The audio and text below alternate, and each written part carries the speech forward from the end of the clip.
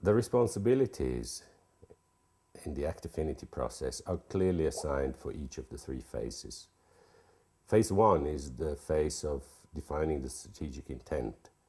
And as the name says, this is clearly the responsibility of the strategy giving people within the company. This is normally the board of directors, the CEO, and the CEO's team. These people need to be very precise in what they want to achieve strategically. What should the firm be in 5 years? These people have a key role for the entire process, for all the three phases, because they are the ones who want to make it happen. And there is no worse thing than unclear leadership. So if we realize that at this strategic level there are doubts that the board of directors or the CEO and staff, they're not clearly and with no doubt ready to go through the valley of tears that change implies, and to be willing to invest time and money and free up people for the whole process. If we're not clearly seeing that there is no doubt about that at the strategy giving level, we suggest not to start any strategic process. So this group that defines the strategic intent is very important because, first of all, it sets the framework for all the rest of the work, and secondly, it's the body who makes sure that things are going to happen. Phase 2 and Phase 3 of the Affinity process are owned by the program management. Program management means there's a program manager that manages multiple project teams.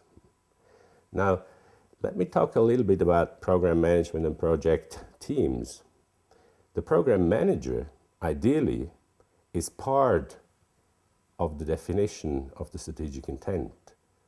It is very wise to define that person before defining the strategic intent, because that person here is a key person for the implementation planning of the strategy and the implementation. So it's better a person who's part of the development when the strategy giving body defines strategy.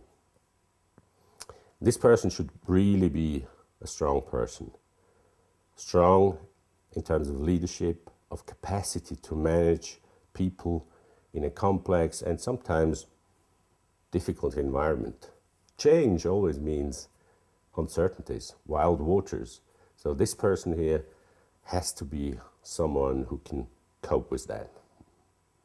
Now, if you have a good program manager, this guy will make sure that as project managers in his team, he gets the best people of the company. We're talking about strategy here. We're not talking about something peripheral. It's the company's future that is at stake. And you better, as I already said, don't mess around with strategy.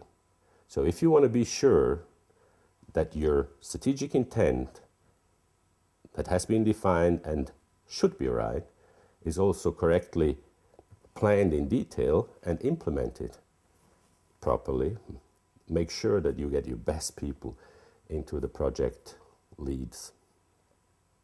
And of course, those project leaders, they need to pull in the best people as subject matter experts for the different areas of the business. Only if you put your best people into the planning and the implementation of strategy, you can be sure that you achieve the maximum.